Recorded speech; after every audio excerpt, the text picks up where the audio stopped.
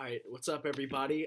First of all, I just want to say thank you to everybody who subscribed to the channel, who's liked some of my videos or checked out any of my poetry projects. I have a lot more stuff to come in 2017. The purpose of this video is to answer questions that people put out. So without further ado, let's get started. So the first question, who's your biggest inspiration? My biggest inspiration, Childish Gambino or Donald Glover, just because he's so versatile in all of the projects that he does and unapologetically himself, which I think is crucial in art. Next one is, what's your favorite poem you've written? The favorite poem that I've written probably has to be Her Name Does Not Matter, which is a poem that addresses rape culture, kind of details an event that happened to somebody who's close to me. And it's one of my favorite poems because of what I feel like it's done for people. And a lot of people have reached out to me about how that's kind of helped them in their time of need, which is amazing.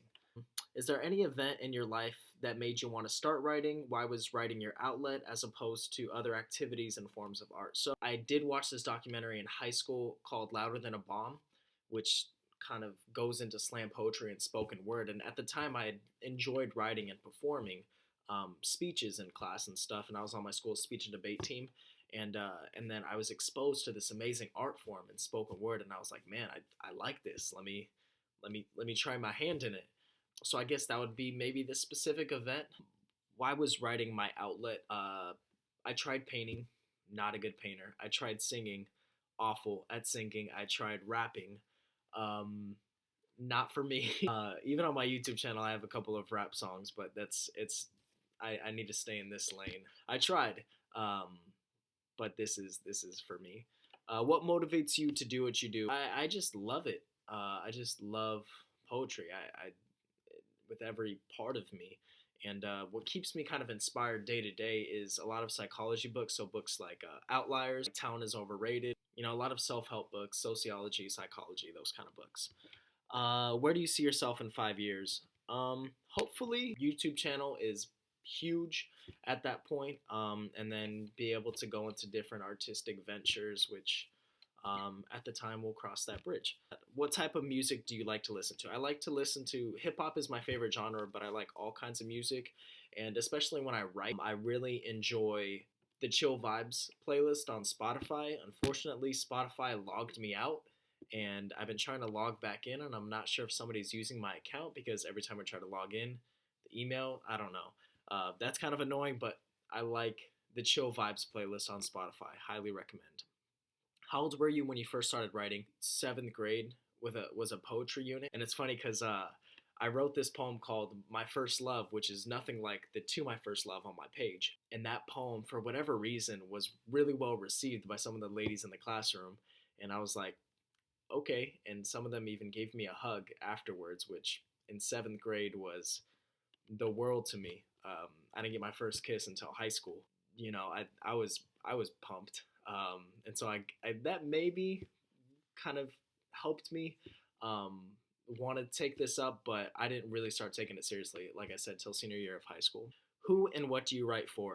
I used to say, you know, you need to write for yourself, but I feel like I do write for my audience sometimes, little audience that I have right now.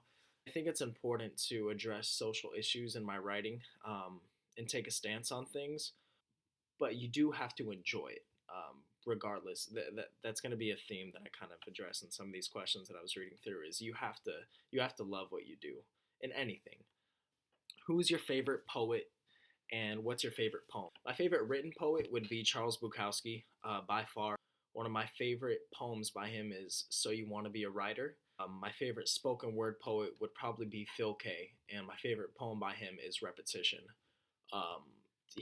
He blows people out of the water. He's somebody who I really aspire to get to his level someday, hopefully. Okay, who are 3 people that hold you accountable in your life and why? I would say, this is a little cliche, but I would say myself. I try to hold myself as accountable as possible. I feel like you need to have it together before you help other people, so hold yourself accountable before anybody else. And then I would say my mom and my dad, just because they're 2 main figures in my life, I guess. How do you think writers should celebrate their victories? It's interesting because it's not like sports where there's a definitive victor or loser. You kind of have to be the judge yourself. And I think you celebrate by how you would celebrate anything else. You enjoy it. You maybe go out with dinner with your friends. You maybe celebrate your success in that aspect. But then you realize, okay, I had that little win. Now what's next? In writing, what constitutes as a defeat? I feel like if you deliver a poem, so I'm mostly talking about spoken word, or you put out a poem and it's done solely with the intention of pleasing or trying to win over an audience, that's never going to work. It has to come from a place of something that you believe in yourself, because people see through the bull. They see through, all of the fancy language eventually. So that's not going to take you very far. Are you your favorite type of poet? I would say I try to write poetry that I myself would enjoy, but I would not say I'm my favorite type of poet. I think the second you say you're your favorite type of poet, you get complacent, and that's when you consider yourself the best. And I'm by no means in the poetry community the best out. Like I said, there's poets like Phil K, Rudy Francisco, Blythe Bard, who's been on a tear. I had the pleasure of competing against Blythe in a round at Cups, and she's amazing, just amazing. What has been your biggest setback or challenge when writing? How do you push through it? Just, I guess, like any other writer, writer's block, and how you break writer's block, or when you don't have stuff to write about. Generally, it's because you're not living. I believe. So you just need to go out and experience more things, or have more conversations, or read more. You're usually just in a repetitive kind of mode if you get writer's block, in my opinion. How do you get inspired to write? Conversations, movies, hip hop songs, any kind of songs, nostalgia, just anything really. School subjects. There's nothing really in particular that inspires me. Just a lot of things do. What were your reactions to your friends and family when you told them you wanted to pursue poetry as a career? That's interesting because it kind of came up. My parents are very supportive of my passion. Both my parents are actually English teachers, so I can think that kind of drove me to this path. But they want me to make money. Obviously, they want me to be financially stable. I should say that. Well, I actually addressed that in a poem that'll be coming out either next month or in a couple of months. So I'm not going to fully answer that. Have you ever felt like it was the wrong career choice? Again, not going to answer that. I'm going to answer that in the poem. What actually sparked your love for writing?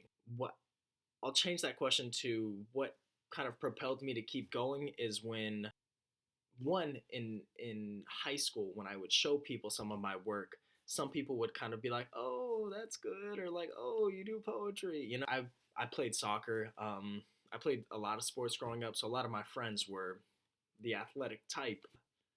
And when you talk about poetry, obviously with your guy friends, especially in a time like high school, they're not going to be super ecstatic about it. But I think that's what made me realize that I kind of had a love for it, is even when they weren't crazy about it and I still was, I was like, huh, there may be something there. But in college, when I got here, we had an open mic and people really gravitated towards my work. And I think that kind of kept that love and kind of reaffirmed my own beliefs that I may have something here.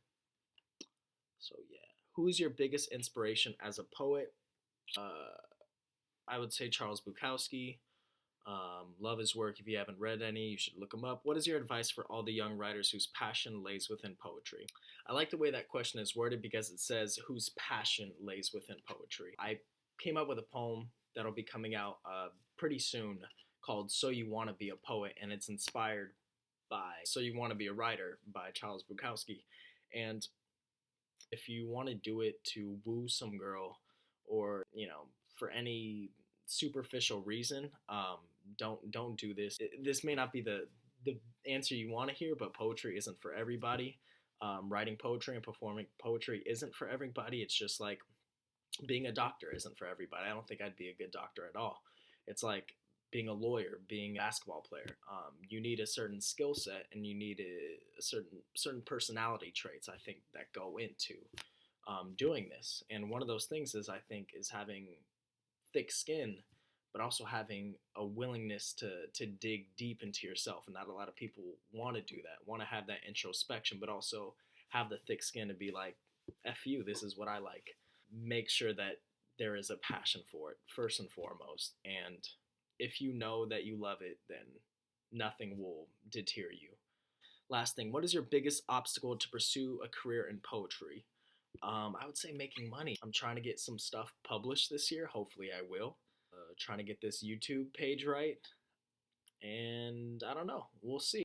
Some of you may think of them as a cheese ball. Some of you may think of me as a cheese ball, which is, again, fine. But Macklemore has in a song called 10,000 Hours, which is inspired by Malcolm Gladwell's Outliers book. One of the last lines in one of his verses he says is, "A life lived for art is never a life wasted." I received a message on Instagram about how a girl was thinking about overdosing, and until she saw one of my poems, the poem "Her Name Does Not Matter," and that kind of gave her the strength to say, you know what, other people go through this. I do have the strength. I can keep going. So if I continue to have that sort of impact on people, and I have to live paycheck to paycheck, that's fine with me. And that concludes all of my questions. Thank you for watching the full extent of this video. If you've gotten to this point, please make sure you like, share, subscribe. All of the links will be in the description box below. Like my Facebook page, which is Alex Salazar Poetry. Instagram is Alex Salazar Poetry. And my Twitter account, which is The Last Great Poet, with the E being taken out of the first the, or the only the in the name. Real quick, the reason why I picked that name was because Childish Gambino has a song called Yaphet Kotto. He has this line where he says, "Becoming the last great American poet." And just the way that sounded, I was like, oh, that's genius. I need to put that as my Twitter. And I've tried to since change it because I realize that it kind of sounds cocky, but I haven't been able to. So hopefully when I get more followers, I can reach out to Twitter and be like, hey, let me change my name.